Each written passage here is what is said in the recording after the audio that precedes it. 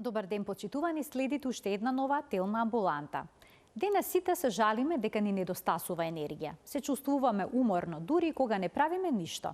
Но парадоксот е во тоа што сме поуморни од нашите баби и дедовци кои работеле физички многу повеќе.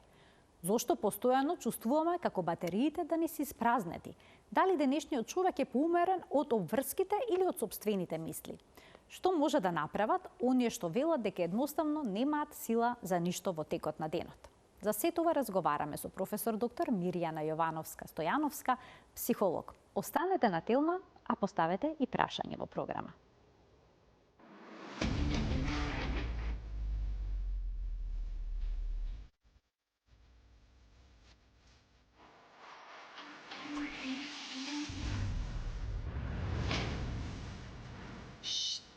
Никој да не знае.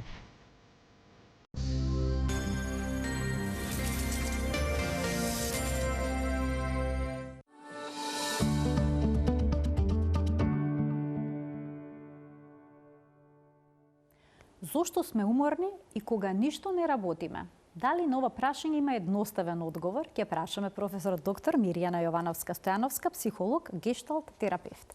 Добре ни дојдовте повторно во студиото на Телма. Добро ве најдов. Како е можно некој да преседи цел ден дома, ништо да не работи, а при тоа да чувствува огромен премор? Некој велат како да копале на нива или како да ги прегазил воз? Па да, кога кај нас прво ќе дојде некој и ќе ни се пожали, прво прашање на психологот е дали си бил на лекар. Затоа што најважно е една таква состојба да прво да утврдиме дали позади тоа се крие некое физичко заболување, некоја состојба, недостиг на нешто, вишок на нешто, болест некоја. Значи една крвна слика, проверка на тироидната жлезда. Да посетат општи доктор прво, да се ги провери сите, ќе си кажат, маката што им е, ќе проверат. И кога сите резултати ќе излезат дека се во ред, дека не е откриено некоја здравствена причина зошто некој се наоѓа во таква состојба, тогаш ќе дојде кај нас на разговор. И тогаш ние ги правиме сите, не правиме крвна слика, него правиме слика на тоа како човекот функционира, кои се неговите начини на кои што се справува со светот, со себе си, со емоциите, и бараме некаде во тоа ќе најдеме некоја причина зошто некој цел ден седи, а се чувствува многу преморен. Затоа што она што ние го гледаме надвор, дека некој седи и не мрда, значи нема физичка активност, тоа не значи дека не троши енергија. Мозокот троши најповеќе енергија од целото тело како орган, 20% од енергијата оди за работа за мозокот. И ако некој постојано е запослен со тоа што ги врти мислите и нешто прави внатре, дури и кога самиот не е свесен, некои процеси се одвиваат многу интензивно внатре, надвор изгледа дека телото не мрда, мускулите не се грчат, не се отпуштаат, нема физичка активност, ама внатре е голема активност и се троши тоа. И човекот постојано се чувствува уморен. Така емоционалната исцрпеност може да биде директно поврзана со физичката? Да, може да биде и со физичката. Мислам да даде слика на физичка исцрпеност, затоа што сега би требало да дефинираме што е емоционална исцрпеност. Значи, ако ние во нас носиме многу емоции кои не сме ги процесирале, кои стојат со години ги носиме, кои предизвикуваат постојано прашања. Еве, еднашка, например, како да кажам, интересно што ќе биде да една несрекна љубов, која никогаш не сме ја завршиле во себе си, која секогаш носи некое прашање, ама зошто ме остави, или зошто ми рече така, а може би јас да правев вака, он ќе беше така, или таа ќе беше не знам што. И постојано едно кругче кое постојано така, постојано се врти, постојано со години, па потоа тоа донесува повреденост, чувство, па на лутина чувство, па потоа чувство на тага, па на депресивно некое расположение. И така, поминувајќи ни сите тие емоции, значи само една работа која ние велиме обично дека е незавршена работа, значи незатворен гешталт, незатворено нешто, емоции, преживување, може да потроши толку многу енергија. Замислете кога личноста научила дека во животот нема да ги дозаврши своите емоции и своите проживувања, дека нема да си стави јасни граници со светот, дека нема на луѓето да им каже што мисли или што чувствува, и ќе се соберат такви тоа како огромни балони од енергија која постојано се врти, постојано нешто предизвикува, едната емоција предизвикува друга емоција и на крај почнуваме да се чувствуваме виновни зашто тоа си го правиме, ама никако да дојдеме до крајот, секогаш се враќаме на почеток. Тоа обично го правиме претераното размислување кога ќе легнеме во кревет пред да заспиеме. И обично никако не можеме да заспиеме бидејќи преживуваме постојано работи од минатот. Така. Значи тоа треба да се за да заспие, надмине некако? Па за да заспие на мозокот му треба тишина. Нели да дојдеме во една состојба во која што ќе се смириме, ќе мируваме и ќе влеземе во сон. Ако ние кога треба да си легнеме, ни се покача анксиозноста, ако ни се покачат мислите што ги вртиме во глава. Требаше така да кажам. Требаше тоа да направам. Па што беше тоа? Да, а зошто не отидам? Не, сега ќе одам, утре ќе одам, или вака ќе направам, или тоа беше, или зошто ми рече, или можеби...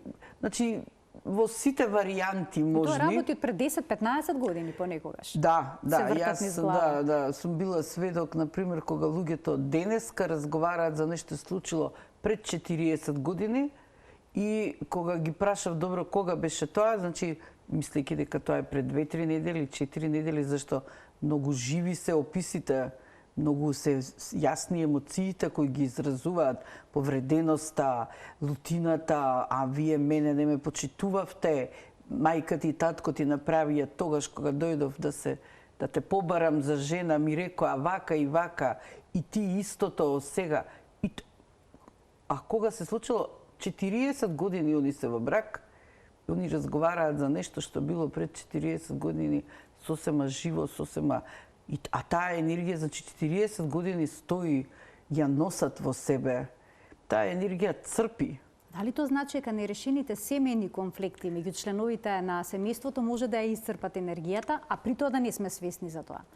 Нормално, затоа што ние не размислуваме колку таму во тоа мислење, во тие нерешени емоционални проблеми, во нерешени, неразрешени конфликти, во семејство. Ние обично сите во семејството секој си има некоја своја улога, нели? Мајката, таткото, децата, секој нешто за нешто е важен, секој нешто прави тука. Кога тие улоги се нејасни, кога ќе се испомешаат, кога ние не сме задоволни од она што ни го доделиле или што не тера да го правиме, или нас не ни е јасно што сакаме и кај сакаме да бидеме, тогаш тоа може да биде големо, нели, еден вртлок во кој што ќе трошиме страшно многу енергија, па потоа сакав да му речам, па не му реков, па не ми се допаѓа тоа, ама ако му кажам, или јас ќе се љутам, ќе бидам пасивна и ќе чекам да му текне мене што ми треба. Значи, многу други работи. Ние можеме постојано да зборуваме и така, особено во семејствата, што се може да биде. Па детето, па ти му кажуваш така на детето, ама јас му реков нешто друго. Мислам, секогаш може да се најдат многу причини во едно семејство, како ако не знаеме, не најдеме правилен начин да ги разрешуваме и да ги завршуваме работите, да си простиме, да се договориме, да направиме компромис, да во моментот кога ќе се испокараме и се сетиме уствари колку и си значиме едни на други и колку се сакаме, тогаш тоа навистина ќе биде нешто исцрпувачки за сите што се вмешани во тоа живење, односно за целото семејство. Мирјана, понекогаш спиеме по 8 па и по 10 часа и наместо да се разбудиме одморени, стануваме уште поуморни. Како е тоа можно? Па да, затоа што... Како може сонот да не одмори? Прво, затоа што подсвеста работи постојано. Можеме да сонуваме цела ноќ, да бидеме во кошмари, да размислуваме, еден дел од нас никогаш уствари да не се изгасне, еден дел од мозокот постојано да ги анализира сите тие, да ги листа незавршени работи, што било, како било и сега тоа.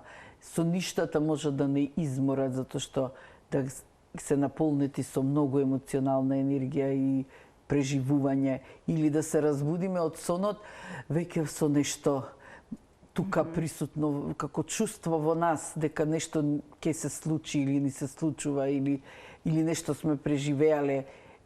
Тие такви ноки не се ноки кои ни доведува и соништата, не се кои ни доведуваат одмор, кои не будат да бидеме свежи и одново да почнеме денот, да физички да се осеќаме способни да поднесеме се што сме испланирале тој ден и да си најдеме моменти во денот кога ќе ни биде и убаво. Понекогаш не се чувствуваме добро, ќе не прашаат како сме, ќе речеме добро сме. Сега дали кога се преправаме дека сме добро, исто така ни се троши енергијата? Па да, сега ние вака имаме таков еден начин на комуникација, нели, меѓу себе како култура. Како си, добар сум. Прво тој што прашува како си, може и не знае да сака, не му е битно да знае како си, ама е начин на кој што ние здраво, како си комшија, добро, како си ти, добро еве, па ако каже уште нешто, ама обично така. Дека добро, па добро. Тоа не значи дека е добро, може да не се чувствува човекот добро да каже дека е добро и нормално. Кога ја избегнуваме вистината, кога ја извртуваме, кога сами од себе си криеме, кога стискаме, кога нешто преместуваме во себе си, нешто правиме некои вртлози, некои емоционални како чворови да ги кажам, сето тоа троши енергија. Сликата за да ја оддадеш надвор, значи треба тоа да стиснеш свој внатре, треба да се наместиш, да направиш насмевка, да ставиш шминка, да смислиш одговори, да не бидеш ти уствари. Значи, затоа што мојата автентичност, она ја што сум, внатре е несрекно, незадоволно, тажно, или увредено, или повредено, или било како, и јас тогаш ќе бидам нешто друго. Затоа исто се троши енергија да бидеш некој друг. А тој другиот никогаш нема да има спонтанност, нема да има креативност, нема да има доживување на вистинска среќа и на вистинско добросум, затоа што целата енергија оди во одржување на таа персона, на личност, некоја измислена, како треба да изгледам, што би требало ја да правам, како ми рекле или јас што сум си замислил. А таа нашата автентичност, оно што ние вистински сакаме да го правиме, ќе остане негде тамо потисната, скриена, па и за тоа потискање ние трошиме дел од енергијата, нашата животна енергија, за да стиснеме нешто што не ќеме да видиме, нешто да скриеме, да се стиснеме или себе си. И тогаш се почуваме, ние кога ќе прашаме, ако се стискам себе си, зошто јас не сакам себе си да се видам? Што е тоа во мене, зошто би требала некаква да бидам? Тоа значи дека не се прифаќам таква каква што сум, или дека мислам дека не сум доволно добра. Значи, има и уште многу други прашања во тој правец, значи сето тоа троши енергија. И надвор, тоа што останува е таа неактивност, непосветеност на ништо, долго спиење, можеби некој не може да заспие заради тоа што се многу возбудени, анксиозни се, нешто внатре им се случува, а другите намерно заспиваат и спијат долго за да се скријат, да избегаат од секојдневието, од сега и овде, од некои работи што би сакале да ги прават, ама не ги прават, од нешто што би сакале да бидат, ама не се, од тоа да бидат критикувани, да сами се критикуваат себе си, да прават нешто на кое ги тераат дека треба да го прават, они не сакаат да го направат. Многу мощно е сложено сето ова. Да. А дали е корисно да се досадуваме? Дали понекогаш недостатокот на мотивација да правиме нешто може да не измори повеќе од напорна работа, например? Па да, прашувањето на себе си што би требало да направам и дали е добро тоа што ќе го направам и неможноста да се донесе вистинска одлука која ќе заврши со акција, дека треба нешто да направам, може многу да не iscrpi. Повеќе него да донесеме одлука да ја направиме акцијата. Значи, размислувањето за сето тоа, планирањето, тоа повеќе истрошува отколку да се преземе конкретен чекор. Па да, ако ние нели не би требало да биде, ако е тоа со одреден временски рок, нели кога планираме што ќе правиме, кога однапред веќе сме одлучиле што ќе направиме. Например, ако сакам зидов да го офарбам во плав, нели дошло време за кречење, па сега сега на крајот од март или април, почетокот јас ќе кречам зидови, ќе ги фарбам. Добро, која боја?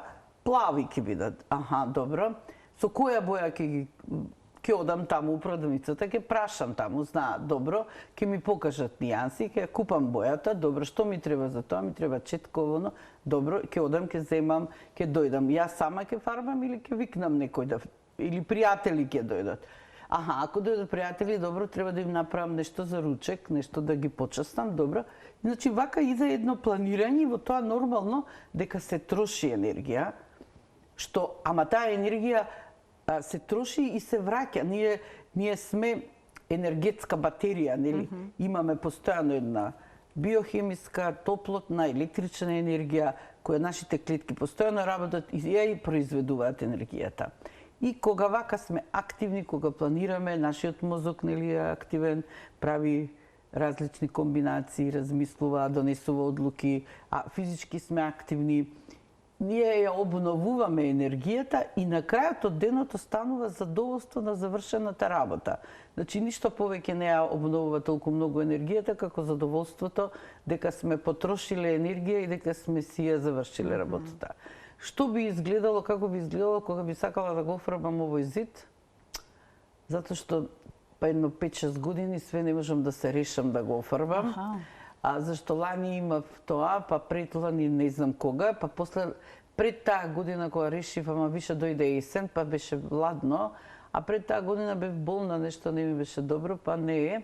Ај се оваа година да видам, ама како сега и сега како ќе офарбам?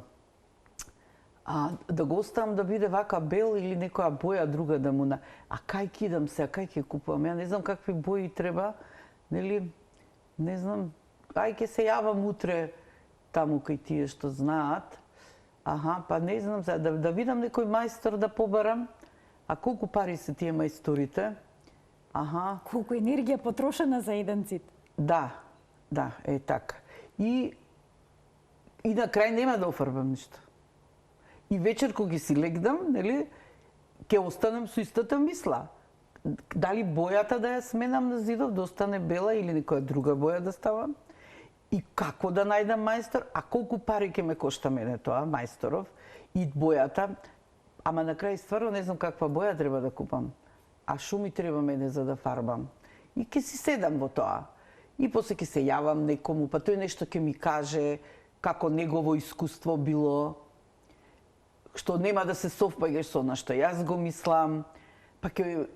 И тоа, значи, да вака една целава емисија можам да ја потрошам во тоа како може да оди начинот на размислување само за едно обично фарбање на зидови и на крајот да не ги офарбаме зидовите, а јас ќе бидам многу уморна без да ја завршам работата.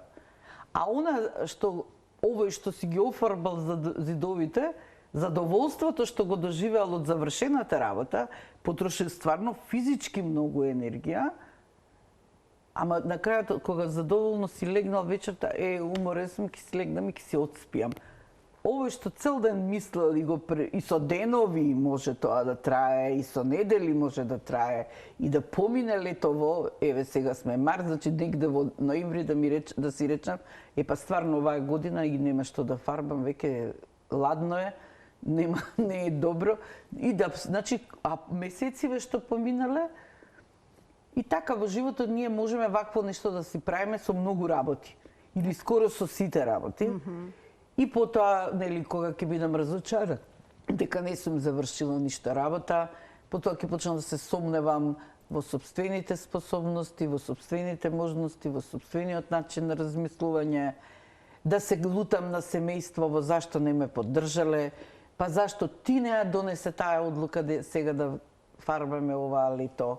Зашто чекавте на мене, па вас ништо не ве бива, нели? Ја ли треба се да решам? И тоа ќе почне мака како бранови да се шири наоколу. И кога ќе дојдат кај психолог, многу е интересно да откриеме зашто нешто се случува. Значи, никој човек не е роден ваков. Сам себе си да си се врзи во чворча и да си седи во тоа, во ништото.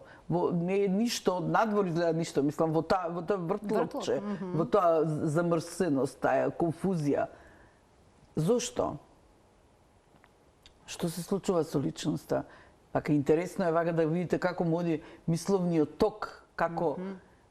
И тогаш ги учиме на некои техники кои се многу едноставни, кои се запиши ја идејата на врвот на листот. Напиши си прашања. Јас сум ги учела исто така, себе си сум се учела. А мојата идеја е да го офарбам зидов.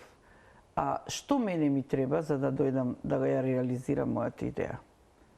Значи ми треба да решам каква боја ќе биде, ми треба да најдам боја, ми треба да најдам алатки или да најдам мајстор. Добро. Ако барам мајстор, што ми треба за да го најдам мајсторот? Значи јас ќе се јавам кај другарка ми што кречеше пред 2 месеци, она ќе ми најде еден мајстор, ќе го викнам нека дојде нека крече. Знаете, и се пишува тоа, може многу едноставно да се испланира времето. Значи кога ќе се стави на лист, некако мислите по-конкретно ги имаме? Да, ќе почне да се средува малце во главата. Сега, ама некој кој живее во тие вртлози, нема да дојде, он ќе рече, утре ќе пишам на лист, ама нема да го пише. Нема да го направи тој исчекор. Да, или ќе напише наслов, па ќе стане нешто друго да работи, па ќе прави нешто. И ако има идеја или некој му предложи или било како, еден ден ќе дојде на психолог и ќе почнеме заедно да работиме на тоа, да видиме што се случува со личноста. Зошто личноста сама себе си се саботира? Зашто ќе го прашаме колку е за вас важно да ги офарбате зидовите? Па 5-6 години не се фарбани, многу е важно да биде чисто или убаво ново. И зашто не, значи како дојдовте до тоа да не го правите? Како се сопирате во тоа? И ќе почнеме да истражуваме и ќе видиме како доаѓа до тоа да самата личност, сама себе си се саботира во работите за кои што мисли дека се важни. На прекрасен сликовит начин сето ова го објаснивте, ќе ги поканим и гледачите да постават прашања доколку сакаат, може да се вклучат во денешната Телма амбуланта, дури и со нивни размислувања на оваа тема. А што е со мултитаскингот? Денеска од сите нас се очекува да завршиме многу работи одеднаш. Некои истражувања велат дека можеби нашиот мозок и не е креиран за мултитаскинг. Може ли да се одмориме психички, емотивно, мозокот воопшто да се одмори доколку истовремено правиме многу работи? Па сега мозокот се одмора кога не прави ништо, нели? Кога треба да биде на ом, да медитира или да гледа во зеленило и така. Да, мултитаскингот е нешто што од сите нас се го очекуваат, и мажи и жени, затоа што дојде таков светот, нели, порано ќе си земеле мотиката, ќе идат на нива, ќе копаат цел ден нивата, ќе работат, ќе се вратат вечер, ќе си легнат да спијат, или една така повторувачко. А денеска ние треба да бидеме добри родители, добри, деца, да се грижиме за нашите родители, треба да бидеме добри на работа, професионално, да покажеме способности, не знам што да направиме све тоа таму, треба да дома да бидеме одлични домакини. Ако зборам за женскиот род, нели треба да бидеш и добро да изгледаш, и да знаеш да исчистиш, и да испеглаш, и да сготвиш, и децата да ги видиш, и домашна да напишеш, и професионално реализиран да бидеш. И професионално обавезно сега, иначе домакинки кај денеска никој не седи дома домакинка, сме се школувале за тоа, нели? Мажите исто, дали треба да биде маж во семејството, тука да знае како со жена му, да ја направи да биде насмејана, да знае со децава, на работа да биде добар, да заработи, да донесе пари. Значи, ние сме сите под еден притисок дека би требало да имаме многу способности, ние не можеме во време дадено да правиме две работи. Ама можеме многу брзо да правиме една па друга. И да паралелно да ги правиме, например, да гледаме телевизија, па после да пишуваме, значи можеме тоа, нашиот мозок може тоа да го прави. Ако е трениран во еден одреден период, ќе го прави тоа одлично, додека не дојде до заморување, кога затоа што и нервните клетки пренесување на импулсот таму, тоа има еден акциски потенцијал, нешто што тече низ нервната клетка, и едно време ќе се потрошат резервите на таму јони има, не знам што, и ќе се потроши, ќе дојде до заморување. Не може повеќе, значи мора да има одмор, мора да престане тоа, за да може одново да се обнови и да се продолжи со нештото. Зема многу енергија тоа, да сакаш да бидеш добар во се, да сакаш да го постигнеш сете она што некој ќе ни го каже дека треба да биде, или ние тежнееме за да покажеме дека она внатре што го осеќаме некогаш дека не сме доволно добри. Па сме. И тежнееме кон перфекционизам, да се докажуваме. Тоа е страшна огромна енергија. Така. И таа оди на надвор, така можеме да ја видиме како перфекционизам, или кога таа огромна енергија ќе се сврти на внатре, тогаш ние гледаме една неактивна особа, која, зашто и оваја се јаде себе си, и оваја се јаде себе си. Само оваја што оди на надвор енергијата и може да ја видиш, а ово оди на внатре и развива едно депресивно расположение, немотивираност, неактивност. Имаме гледач, ќе му дадеме предност. Добар ден.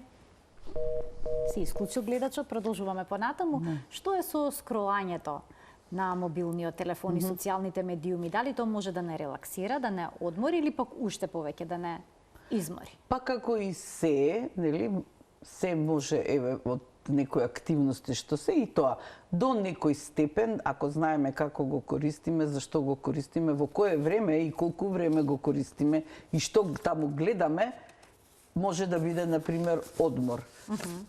Тие рилсови или не знам по Инстаграм си гледаш, нешто се случило, па мода, па готвење, па некој нешто рекол, па ама ако гледаш вести, што се случи Иран, колку ракети испалил, колку Израел, колку не знам што беше сега баш кога дојде во студиото Донбас, Путин рекол, овај, значи може да за 15 минути ако го гледаш сето тоа да се наполниш со таква негативна енергија, таква една нервоза да не фати, може да се сомневаш нели во сопствената безбедност и тоа, дали тоа ќе се прошири, дали нема, како тоа ќе влијае, цените ќе одат нагоре заради нафтата, значи може страшно многу да не вознемири, а во исто време нели скролањето по телефон може да биде и нешто што ке речеме крај на денот, ајде да видам нешто што се тоа, па некоја мода, па некои смешки, па еве нашите стендап комичари некогаш. Дошло 1 час од пополноќ.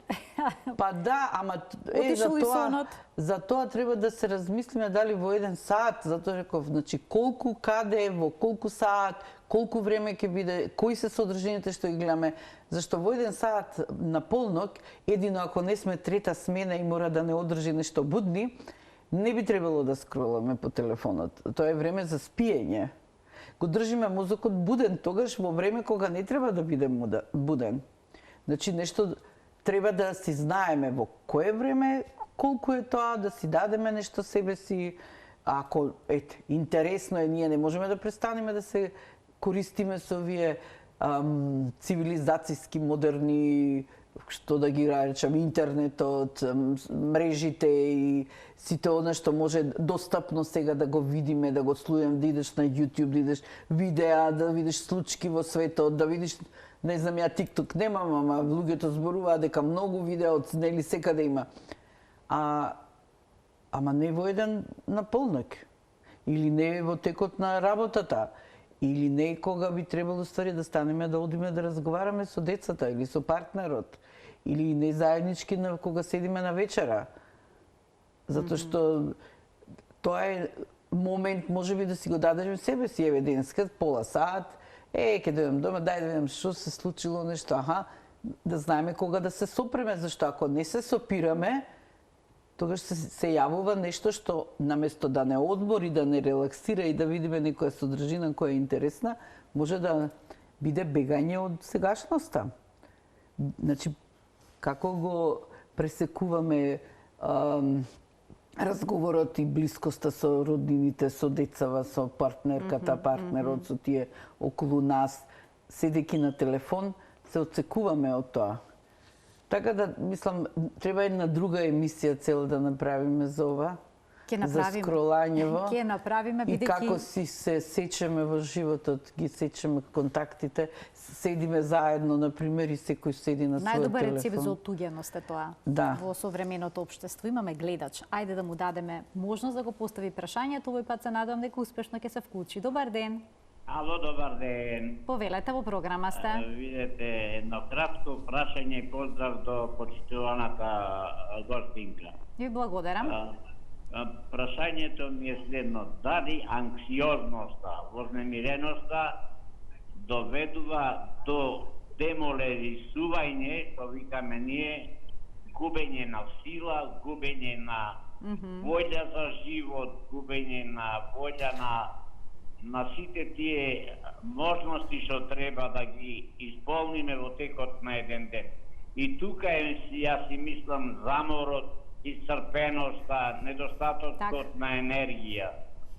Кој би ја замолил почитуваната гостинка да ни образложи некој спас од овие секојдневни психолошки напнатости. Тоа ми е прашањето. Ви благодарам за вклучувањето во програма. Значи, дали може уморот што го чувствуваме во текот на денот да биде резултат на анксиозност или депресија? Па да, ама тоа е цела една слика, нели, на тоа како функционира личноста. Дел од тоа може да биде и анксиозноста. Анксиозност е, нели, анксиозно-депресивно расположение може да биде вознемирен, депресивен, повлечен, да троши, значи внатре се троши, внатре многу енергија. Постојат многу совети, значи секој може да ги најде и по интернет, и како со нервус вагус, како да дишиш, како да хмкаш, како да омкаш, како да вежбаш јога, како да гледаш природа. Едно зашто е битно е да се најде причината, зашто некој е анксиозен. Значи анксиозноста не е нормален дел од функционирање, е нормален дел. Нели, кога малце се појави нешто, сме возбудени, треба да направиме, тоа ќе помине, ние треба да се вратиме во една, нели, смирена состојба. А ние постојано сме малце повише, малце повише кортизолце, малце повише адреналин, малце, вака сме цело време на алерт. Стоиме, нешто гледаме, нешто се случува со. Треба да најдеме причината, зошто? Зошто да го доживуваме? Не треба да живееме ни со стравови, ни со размислување премногу, нити со вакви overthinking. Значи, ако не боли зап, шо правиме дома? Шо, се криеме, одиме да спиеме, се покриеме преку глава? Не, одиме на забар и го лечиме забот. Ако не боли стомакот, шо правиме? Одиме на доктор. А ако не боли душата, шо правиме? Ке си потониме внатре во себе, ќе се покриеме преку глава и ќе бегаме некако, или ќе спиеме, или ќе си го саботираме животот. Ако имаме многу незадоволство, имаме многу лутина, ако сме многу повредени од некого и гледаме дека тоа не успеваме да најдеме некој копинг, овие механизми како да се справиме со тоа. Зошто да живееме со тоа? Ке идеме, ке прашаме. Како ќе бараме не начини да се справиме со анксиозноста, начин како да не станам анксиозен. Како да се справам со тоа, таму првото што ми се десило. Па на крај на крајшта, да, ние стално се смееме, нели, ќе дојдеш од ке мајка ти, од татко ти, да од почетокот да расмотриш се. Ама зошто да не? Како сме научиле да се гледаме себе си така со критика, со саботирање на сами себе, или било какво да е сега тоа што ли може да излезе од сето тоа истражување. Не мора да живееме да биде така. Као што реков преска, нашето тело е извор на енергија, као батерија, не? Ние го произведуваме тоа постојано.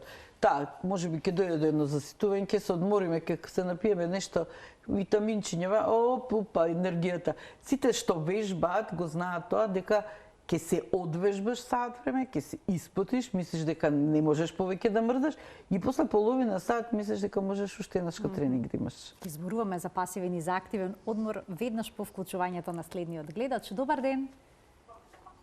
Добар ден. Повелете, во програма сте.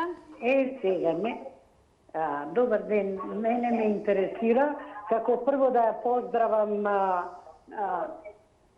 Само ќе ве замолам разговорот да го следите преку слушалката. Да, гостинката, да ја поздравам. Многу ми се слуша кога зборува. Сега вака. Ме интересира некоја особа која многу ти значи, без разлика што е, дали дете твое, или возрастна. Ја кажеш вистината, а со тоа се навредува таа особа и повеќе не те сака. И шо правиме сега? Не знам, некако одговор да ми даде психологот, бидејќи навистина ми се слуша многу способна жена. Ви си имали вам случајно такво нешто? Да ја кажете вистината некому и да губите контактот. Сакам да ми ја раскаже ситуацијата ако може. Не, вистината сум ја кажала. Добро. Вистината сега не ја кажам, таа вистина е тајна. Добро. Не е за јавност. Така. Сега, од тогаш, таа особа едноставно не ме сака. Толку, така. Сега, вас ви интересира дали е корисно да се каже вистината, но и што може се направи во една ваква ситуација. Ви благодарам за вклучувањето во програма. Повелете.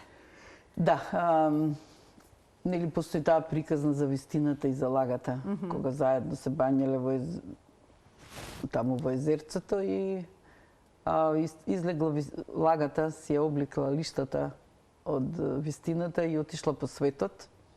И бидејќи таа е во алишта многу убави бели или какви биле, луѓето често пати многу ја сакаат таа и лагата кога е во убави алишта, а вистината бидејќи останала без алишта шета гола по светот и сите ја гледаат и се тргаат од незе или ја критикуваат или не ја сакаат многу, зашто е гола.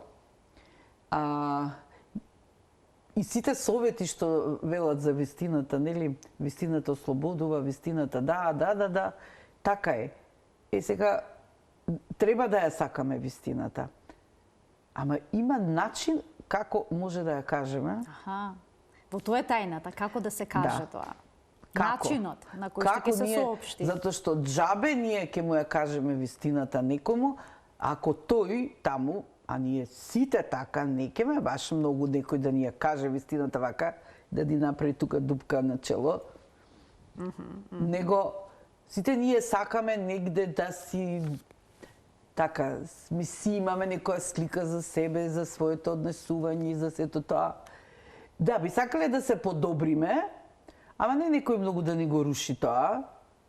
Например, мене сега да ми каже некој дека не треба да бидам плавоша и дека зашто кога ќе некој ми ја каже вистината, јас ќе ја доживам како критика. Критика на мојот избор, критика на мене, на тоа како јас себе си се гледам и се доживувам, критика на моето размислување, на мојата интелигенција и не знам како. Значи, џабе ние ќе ја кажеме вистината, ако таму не е примена. Така да треба да најдеме методи, техники, како некому ќе му ја кажеш вистината, ама да биде прифатена таму. Така да, убаво треба да размислиме кому му ја кажуваме, на кој начин ќе му кажеме, како ќе му ја кажеме вистината и дали се исплати да му ја кажеме вистината. Затоа што, нели, ја кажуваме вистината, зашто? Затоа што мислиме сакаме некого да го поправиме, некому да му помогнеме, некому да престане неговото штетно однесување, некому нешто да, во секој случај добро сакаме да направиме. Ама ако тоа таму не е примено како добро, џабе. Така. И тогаш е добро да си размислуваме и да си бараме начини. Како на тоа лице, јас треба тебе нешто да ти кажам, ќе зборувам со тебе, ќе размислам каква си ти, Ќе направите проценка? Да, кои се твоите претензии, што размислуваш, мотивација, оно, и ќе побарам начин како да ти кажам нешто што е вистина, ама нешто, таа вистина да биде за тебе, да речеш, да, ај така. А што ако се навредам во секој случај, доволно едно извини во таков случај? Па не си ја нашал правата начин да кажеш. Така. Работата е тоа, не треба да го навредиш некого, не треба ни да му ја плеснеш вистината. Ја ќе ја кажам вистината, шо? Херој, дека јас сум попаметна, така и тој ќе ме доживее. Ти ќе ме доживееш така. Дека јас сум попаметна, се правам и дека ја поише знам од тебе. Зашто некаде длабоко во себе ние сите ја знаеме вистината. И за тоа како изгледаме, и за тоа како живееме, и за тоа што правиме. Ама заради нешто, не ќе ме да ја видиме. И сега некој која ќе ни се смеша тука во тоа нашево криење на вистината, нормално, после тоа се чувствуваме увредени, се чувствуваме љути на тој што ни ја кажал. Значи, не сме го нашли вистинскиот начин како некому да му кажеме, например, која боја му стои, или што треба денеска да прави во животот, или кај треба да оди. Нешто што е вистина, ама битно е таа вистина да најде начин за да биде прифатена. Ако не е прифатена, полоша е од лагата. Да се навратиме на темата на која што говоревме, а тоа е преморот што го чувствуваме дури и кога ништо не работиме. Дали во тој случај може да помогне уште одмор? Да речеме пасивен одмор, да легнеме и да одмараме, не барајки го коренот на проблемот, или пак активниот одмор со пешачење, со некој хоби, со вежбање, па ќе си ги кренеме хормоните на среќа и ќе се чувствуваме подобро. Па да, може, например, со овој активен одмор што го спомнавте, ама тоа е краткотрајно. Зашто ако некој внатре, нешто внатре не цеди, нешто што го правиме и тоа си ја цедиме енергијата и нешто си го правиме постојано, да, во еден момент крича што уморнат, ај малце да излезам ке пешачам, ај оваа неделика ќе си направиме демек распоред во животот за пешачење, за да, во моменти ќе се осетиме малце подобро. Физичката активност ни ја балансира внатрешната енергија, ама ние ако си го вртиме тоа кругче постојано, пак ќе се вратиме на старото однесување. Значи не многу успешно ќе биде тоа. Значи ние треба да го најдеме што енергијата, значи трошиме со мислите всушност. Што е тоа со кое ние се пасивизираме себе си? Аха, така. Дали е тоа, значи детето кога гледаш дека седи дома и собата му е растурена, викањето од врата, срам да ти е, ако дојам ке видиш ти ово, земи навести ја собата. Но нема да го активира него. Нема. Или било каква претња, или нема вечер не те пуштам да излегуваш, телефонот ќе ти го земам. Кое дете престанало да седи на телефон, зашто му рекле ќе му го земат телефонот? И му го земале, и пак истото. Значи, такви работи не водат кон решение на нештата, дека некого ќе го активираш со тоа што ќе му се издереш, ќе го искритикуваш. Да, разбирам, некогаш стварно немаме нерви више за нешто и преморени од таа мултитаскинг што го имаме во животот, некогаш не сме баш најсоодветни во однесувањето, ама кога имаме време можеме да размислиме што би можеле да направиме. Што би можеле да направиме за да ги активираме, за да седат помалку на телефон или да се расчистат собата? Вака, кога дошло да се развие некоја зависност и тоа, значи кај сме биле пред тоа? Како дошло до развивање на таква зависност? Зашто не постои дете што не ќе да се дружи со мајка му и со татко му, што не ќе да биде гушнато од нив, што не ќе да го поминува времето. Кога ќе дојде во фаза дека не ќе, детето свеќе се налутило и прави заштитен зид и вика не ќам. Не сакам. Значи нешто сме пропуштиле многу пред тоа за да дојдеме до овде. Сега би требало многу нешто да направиме за да вратиме нешто. Да вратиме довербата, да вратиме желбата, детето да се конектира со нас, да отидеме да правиме заеднички активности, да му понудиме нешто што него го интересира, нешто што заеднички ќе го одбереме, нешто што ќе му биде интересно. Колку нас ни треба енергија Затоа е интересното, зашто ќе треба и ние да се активираме. Нели, ако одиме заедно, да правиме некои работи заедно, ќе треба ние нешто да направиме исто, да осети детето дека ние нешто му даваме. Кој дете не сака да го земе тоа? Да ја земе љубовта, вниманието, чувството дека е најважен за мајка му и за татко му, чувството дека тие ме гледаат како стварно на големата своја радост. Детето самото ќе праша и кога седи на телефон ќе рече: "А кога ќе одиме таму, например, надвор или да играме фудбал или не знам што?" Така да, за да ја престанеме таа зависност, треба многу од себе си да вложиме и од тој умор што си го правиме и што си се саботираме себе си ги саботираме и децата и нашиот контакт со нив. И навистина ни треба енергија многу за да можеме да поправиме таа ситуација.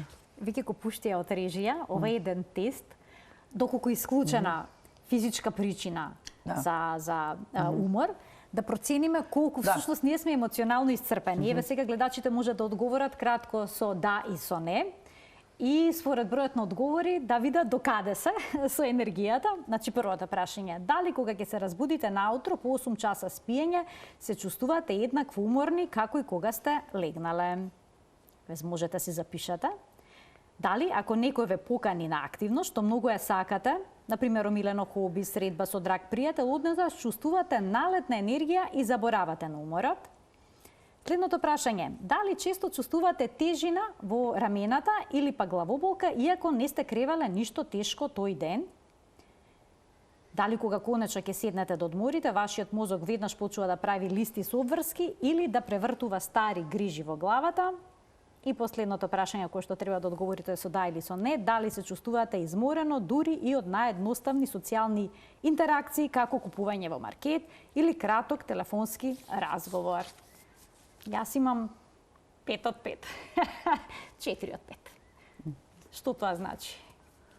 Дека треба да се преиспитам да дојдам кај вас на разговор. Не само во емисија. Да ве поканам. Не, вака, некогаш има, например, периоди во животот. Значи, не дека сме секогаш ние катастрофа ако дојдеме до ова. Има периоди во животот кога можеби премногу работиме, премногу сме си ставиле обврски ние, премногу залаци сме земале. Како викаат, се што видел батко Ѓорџија, све сака негово да е. И ова, зашто можеш, па и ова можем, и ова можем, и ова можем, и кога се преоптариш со сето тоа, и вака ќе дојдеш после до тука да биде ова и бърнаут може да биде. Кога стварно ќе си ги земеш сите тие одговорности, значи нешто премногу на себе си, кога ќе се исцрпи капацитетот на личноста да функционира и стварно ќе дојде до внатрешен замор. Значи не само ќе си ги вртиш мислите, него едноставно немаш ни мисли, ништо не ти се прави. Мислам, секој што стварно вака многу работел, еднашка дошол до таква точка. Така. Јас се сеќавам еднашка за Нова година, тоа давно беше 2011, мислам, имав нешто што морав да го напишам до 8 часот на 31 декември. И толку беше тоа исцрпувачки, у 15 до 8 јас кликнав, го пратив и после си легнав на троседот у дневна соба, дека сите славеа Нова година, мене ништо не ми се сакаше. Ништо. Ми требаше неколку дена да се вратам во нормала, да функционирам. Ама да тоа е на себе, така? Нешто што поминува, нели?